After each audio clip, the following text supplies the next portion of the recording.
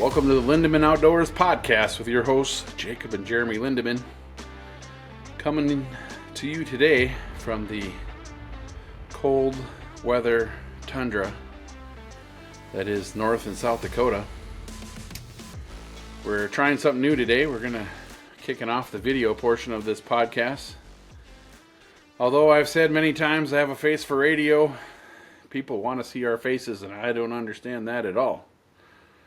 Oof, we got some... We're just good-looking people. I mean, you're good-looking, but, when I was little, they had to... Well, I was a little kid, they had to tie a pork chop around my neck just to get the dog to play with me. But, sorry, you're drinking there. It's okay, I'll just die. Yeah, it's fine. But... No, but... we're in the heart of ice fishing season. We were just talking off air about how, they're killing them on Lake of the Woods. And of course, we moved to the Dakotas, and they're just smoking them on Lake of the Woods. We're killing the fish here, too. Yeah. And I was thinking, geez, maybe I need to make a trip up north for the weekend and go fish Lake of the Woods for a bit. I just had some coworkers of mine were up there. Went up there for like a 4-day weekend. Had some rough weather, but they were in their ice castle, so they just kind of were out at Long Point. They do a good job of keeping the roads plowed and getting people on fish, and they were camping out there, and they think they caught over 200 fish in 4 days. Yeah, all the keepers you want. Yeah, it's crazy. We saw Jason Mitchell just put out a video. He was up there catching fish. It's around the area. Fishing has slowed down a little bit down here in the Dakotas, but we got a cold front, and you get that high pressure in. Them fish don't like that. It's like somebody setting a 25-pound dumbbell on your head. It just you don't want to move around a whole lot. But we've been doing all right. Last time we were out, I can't remember how many walleyes we caught that evening. There was like 4 of us. What did we have, Jacob? We keep 8 or 9 or? We kept 9, but we caught like a bunch of small ones. So I'd say we did, and we didn't get out there and we didn't stay out there very long either. I mean, we could have sat there, I think, and picked off our fish, but definitely an evening bite in South Dakota. Yeah, water super clear. It's we had old cuz with us. Be your cousin, my nephew, by marriage, of course. I mean, we wouldn't get him in the divorce, which is sad, but I think we'd remain friends. So we'd remain friends. Yeah. Even if, he's engaged to, I say, we'll just say my niece. That's easier. But on the other side on the married side of the family, on the wife's side of the family there. But anyway, that's why I say we wouldn't get him in the divorce, but we would keep him as we'd still be friends. But anyway, yeah. But I do want to say though, you're watching us for the first time, and I've always been saying thanks for watching, but now you're actually watching. So now you can say thanks for watching. Now I can say thanks for watching. And what's cool about this is we're now going to be on more platforms. We'll be part of here with Latent Media on the KNOX podcasting network. So for all the local Grand Forks area listeners, if you're listening, welcome to the show. Yeah, tune in for some outdoor just shenanigans. Hunting, fishing, camping. We'll get you some tips and tricks to help you be successful. We've been doing this a long time, and we just want to get people into the outdoors and get people hunting and fishing and living that outdoors lifestyle. We've always said if you get your kids hooked on hunting and fishing, they won't have money to how's that go, Jacob? You won't have money to buy drugs. That's right. Yeah, you won't have no drugs. Yeah, they won't have money because they'll be too broke buying hunting and fishing equipment. Plus, if you teach your kids to hunt and fish, you won't have to hunt for your kids, is what they always say, because you'll know right where they are. So you may not know where they are if they're in the woods or on the water, but they'll be in the general you should kind of general vicinity of where they are. Drop a pin on OnX, and you can find them. But anyway, we just we've been hunting and fishing for so many years, and we see the sports kind of dying off. even though you see little resurgences, we're seeing more and more people go ice fishing, and that's great because, we need to protect our natural resources, and there's no better way than getting people out to hunt and fish, in my opinion. But Well, no, it's all about conservation. Most people don't realize is buying your licenses and buying all that outdoor gear. That all goes towards conservation and protecting the wildlife and I think it's the protecting. Pittman-Robertson Act. It's like 20% all the money goes to conservation. Yeah, So it's No, a good deal. future generations are gonna need to learn to fish and hunt and the outdoors isn't all about hunting and fishing. No, sometimes it's Camping, just hiking, canoe, snowmobiling. canoeing, snowmobiling, going for a bike ride. I mean, just getting out there. Yeah, it's good for you. It is. It is. You get some. It's so good for you. So hey, we were talking about Cuz a little bit. Yep. It's your cousin, my nephew Colton. Yep. He's our fishing buddy. He he bought a live scope. He took those hard-earned dollars and he bought a live scope, which was great because then I didn't have to buy one. I'm going to buy one for myself, but now I can just fish with him for the most part. And it works out good because we're a team. We're a hunting and fishing team, and we let him scout out where the fish are for us, and then we go catch them. It's a great deal. Yeah, he's a great guide. He is. It helps that he has Fridays off. We'll get him on the podcast too, but it's nice that he has Fridays off and he can get out there just a little bit before I can. And but fishing's been hot. Lake of the Woods has been hot. Should we talk about lures a little bit? Yeah, I mean, what's been? I know it's the same thing's been working on Lake of the Woods that they say for the last since I've been alive. Gold buckshots and gold spoons. Gold anything. Pink and white's a good color. Yeah. I seen they were actually using some chartreuse, which I think, I have a theory, and we've been kind of testing this because, I don't really, it doesn't matter. We don't live there anymore, but we'll let the cat out of the bag. I think Lake of the Woods is getting clearer. I think the water is more clear. The fishing in the early morning and the evening is definitely better. It used to be kind of a midday lake. Yes, you can still catch fish all day long there because of the cloudy water. But we had a lot of success going out there early in the morning, before anybody else was even. I mean, we were some of the first ones on the lake, and we were heading to the boat ramp with our limit by the time people were just getting out to the lake, And then same thing with ice fishing. I mean, we fished till dark, and we're still catching a lot of fish. Yeah. So I think, some of these other colors might be good now. Chartreuse, your pink and white and your gold's always been good there. But don't be afraid to experiment with some brighter colors. If all of a sudden you're catching a lot of pike, it's probably because you got too much orange on. They really like that orange up there. But yeah, tungsten, they got a new tungsten buckshot spoon.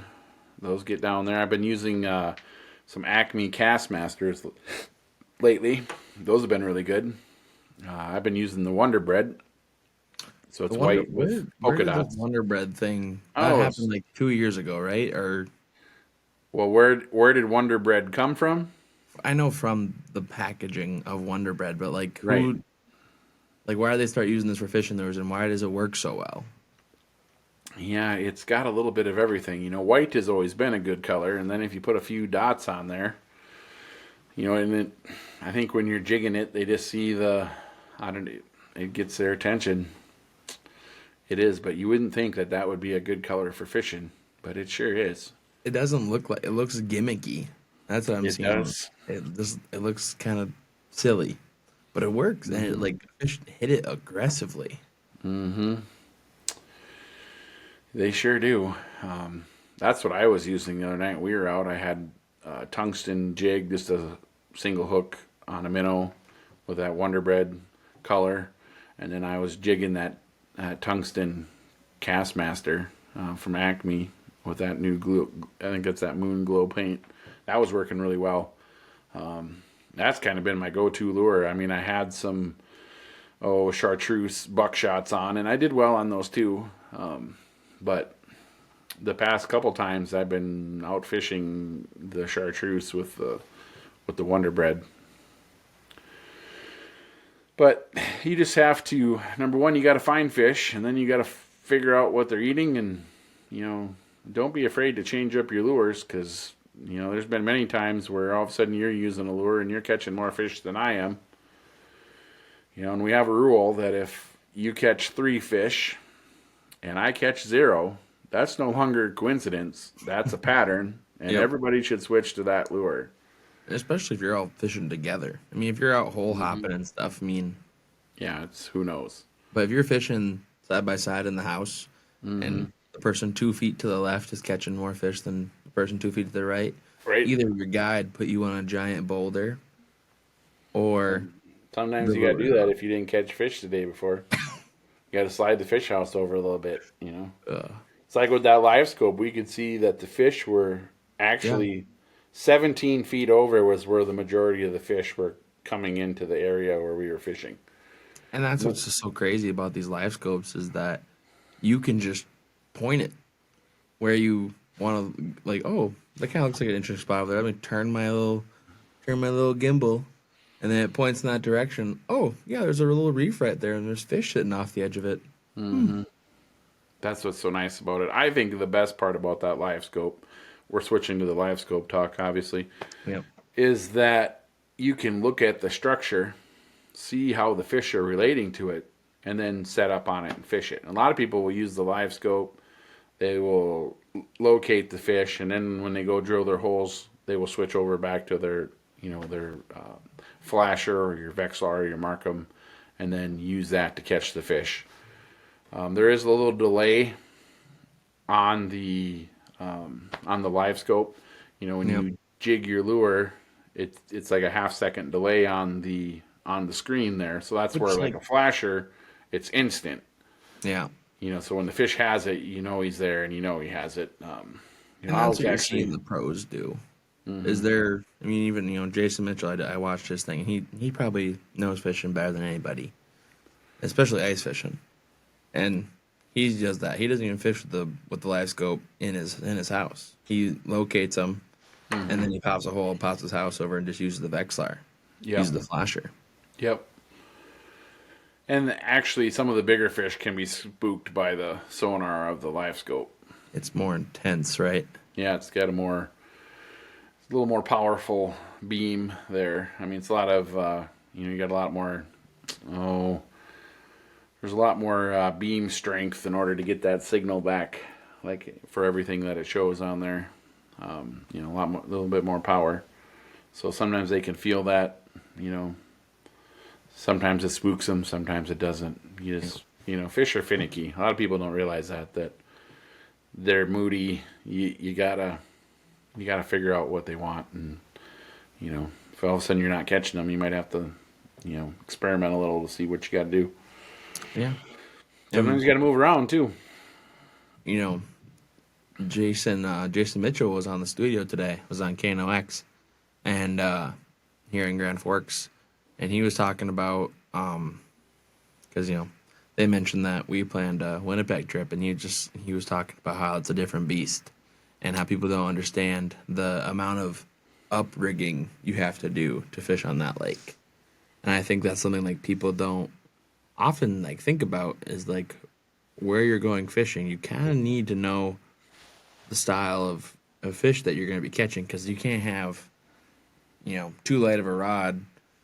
Oh on yes, Lake Winnipeg. You're not going to control them, but you don't They'll want a break 2x4 right in your catching them hands. perch fishing, or crappie fishing, because you won't be able to feel nothing.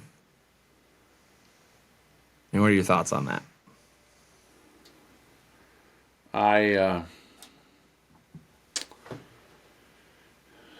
It's definitely, you have to, if you're fishing in an area where you're not likely to catch anything over 25 inches or 5 pounds, and sometimes you need a more finesse. But yeah, you have to have big reels, you have to have stiffer rods for fishing up there, heavier line.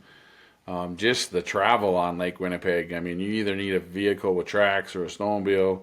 you got to have your fish houses set up. I mean, there's days that you can't disconnect that fish house from your snowmobile because it would be blowing across the lake. Yeah. You got to have the proper bracing for inside your fish house to, brace it up when the wind's really blowing. There's just tons of stuff.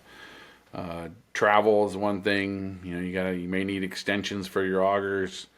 There's a lot of. Like the You gotta extension on the have. auger is huge. Mm-hmm. Like there's that one time we were fishing there, and we went to this one spot, and we had an extension on our auger, and you couldn't get through the ice because one ice sheet, went on top of another one, and there was probably 6 feet of ice in that exact spot. So, which I was telling my friend Griff about that. He's like, "What do you do then?" I'm like, "You just don't fish there. Yeah. You go somewhere else." But no, ice fishing's it's a different beast. You gotta know what you're doing, but a lot of these places have guides and rental houses and things, and it's just it's fun to get out there. Yeah, it's a. Sorry, I had to read a messenger email there. They want us to talk more about Lake Winnipeg, and giant greenbacks, but I'm like, hey, we're on it, bro. Just hold on. Yeah, it's something else. I mean, it's just it's a crazy lake. The ice conditions are always changing. I mean, you got to be, don't go out there by yourself. Don't just bring one vehicle out there. It's a good place to use the buddy system in case somebody breaks down. We usually try to travel in a wolf pack out there. Get 3-4 guys and just try to.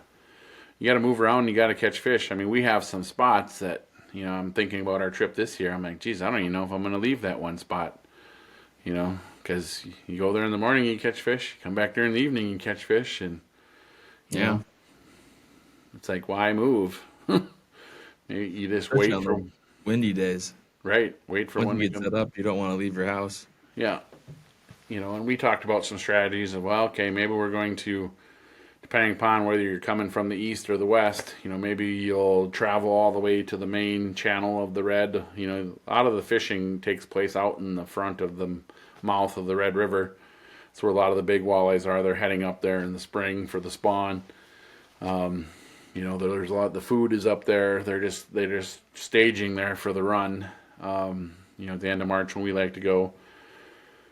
And at the same time, they can be anywhere in that lake. But maybe you make a run to the mouth in the morning, and then you work your way back as you have daylight. You certainly don't want to be out there too far in the dark because Tell that story how we got kind of lost on we Lake just got Winnipeg. coming back. We just got turned around a little bit and ended up on the wrong side of the crack. And all of a sudden, there's this giant ice heave that's 10 feet tall, and we can't find a way across it. Took us a couple hours to find our way, and luckily it wasn't like a blizzard, a whiteout blizzard. Yeah. That was kind of dumb for us to be too far away from shore. But luckily, God watches out for children and fools. So we got a little bit of that going for us. Yeah. So yeah, you just got to be careful out there. You got to know where you're going. You got to have a GPS. You got to have a backup GPS. So like Jason was talking about, he's 100% right. You gotta. That's just not I'm just gonna go there on a whim. You gotta do a lot of rigging and preparing and just. If you're starting out, maybe try a smaller lake. Well, if you're starting out, use a guide. Yeah. There's nothing wrong with hiring a guide to show you the ropes. Put you on. And same thing too. If you don't have a lot of time and you want to catch fish, use a guide. Go out of a resort. Lake of the Woods, they do tons. They haul people out every day. If they have permanent fish houses out there, the holes are drilled, the heat's on, they got minnows. There's a ton of places you can go if you just want to get out there and fish. You don't even, a lot of times if you don't, they'll provide rods and reels for you. They'll provide all the equipment if you don't have it. So if you're new, go that route first. Or go with somebody that, you just had a podcast where you had your two, college roommates on that we took them into trying to expose them to the outdoors. They'd never been ice fishing before, and we took them out there and got Griff his fish, and tried to get Tommy into bow hunting, and just Well, that's the thing, there's always someone, the people who I would say like aren't posers in the hunting and the fishing world, they are all willing to take people and teach them. Mm-hmm. If you're a real true outdoorsman, you're more than happy to take people with and teach them the ropes, because you want them to enjoy the outdoors as much as you do and share that fun that God gave us. Well, and it's just also too in this day and age we live in of politics dividing. I don't want to say dividing us, but sometimes it does. But it could also dictate. There's people out there that are voting on laws that may affect your use and enjoyment of the outdoors, and the more people we expose to it, the more well informed they are, the better chance we have at preserving what we like to do. So that's what it comes down to too, is that you just have to educate people on hunting and fishing and why it's important. Why it's been a part of life since the beginning of time.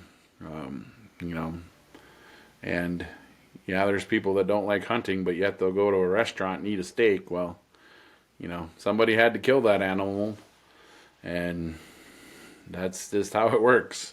Yeah. I've always said I prefer to get my own groceries. That's just, to me, there's nothing better than, getting your own meat and vegetables that either you grew or you caught or hunted.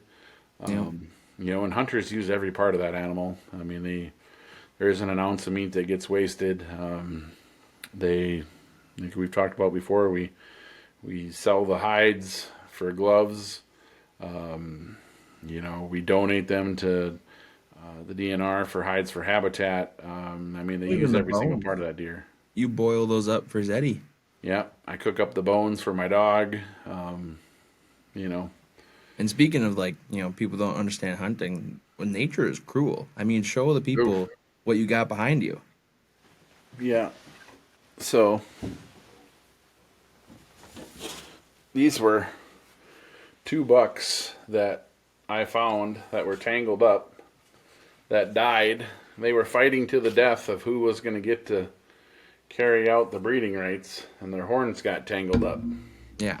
And this is how they died, So they would have had a much cleaner death if one of these big boys would have walked in front of me and I was able to put a razor sharp arrow through them that they wouldn't even be able to feel, and they'd take about 10 steps and they'd pass out and go to sleep. And that's kind of crazy. People don't even realize, it's not just predators and wolves and mountain lions that are killing these deer, and they're sometimes killing each other. Yeah. And they're crazy. Well, they get old, they die of disease, they get hit by a car. Hunting is the best death these animals can hope for. I know that sounds cruel. There's going to be people that aren't going to like to hear that, but it's a fact. Yeah. Hunters, they die a quick, clean, painless death. That is much, in reality, is much less cruel than what nature is going to have for them. And some people, they just can't handle that, but that's the facts. Yeah. It's the world we live in, and if all I ran on was vegetables, I'd be out hunting carrots. It's but I'm a meatitarian, so I need fish. I need deer meat. I like beef too. Don't get me wrong, but and wild pork. Game is the healthiest meat out there. Mm-hmm. By far. You get a deer, an elk, a mule deer, even wild boar. There's the fat content is so low. It has more protein per ounce. Yeah, is where it comes in. More vitamins, minerals, less fat. It's lean meat. Very good for you. But anyway, that's kind of why we do what we do. We want to get people into this. We roll with the seasons here. Like we were talking about ice fishing. I'm hoping to get out this weekend to do a bunch of ice fishing. We got a Lake Winnipeg trip coming up. I just wish we had more time. I'd like to go to Devil's Lake too. I mean, the perch are going to start biting there. It's not going to, we warm up a little bit. I think they're going to take off. I think it's going to be a great end. The ice fishing here, we only got a couple months left. I think it's going to be really good. And then it's time to get those turkey calls out. Start shooting the bow a little. Yep. I got to start working out here so I can get in shape for turkey hunting, because you put some miles on doing that, believe it or not. Right. Hauling stuff in and out. And it's I just don't know what I would do without the outdoors. My life just goes as the seasons go. So that's true. It's a lot of fun. Well, I'd like to thank everybody for watching today's podcast. Finally, we're watching. Finally, we just had to do this, so it all would make sense with Jacob saying, "Keep watching." Yeah, but we're here in the studios now. You'll be seeing us weekly. We're doing every week from now on till one of us dies. Whew, I'll probably be first. Let's hope so. I mean, yep. Hold on. No, I don't hope so. What? Is it because I'm old? Well, I would hope that. Yeah, fine. I'll go first. Yeah. First. But anyway. You can find us everywhere you watch your podcast, everywhere you listen to your podcast, and now, soon, on the KNOX website, under the podcast channel. Yep. Yeah, hopefully we can just keep you guys entertained and drop a little knowledge on you, too, and help you guys fill that freezer. Yeah. Couldn't have said it better myself. Peace out, everyone. Have a good day.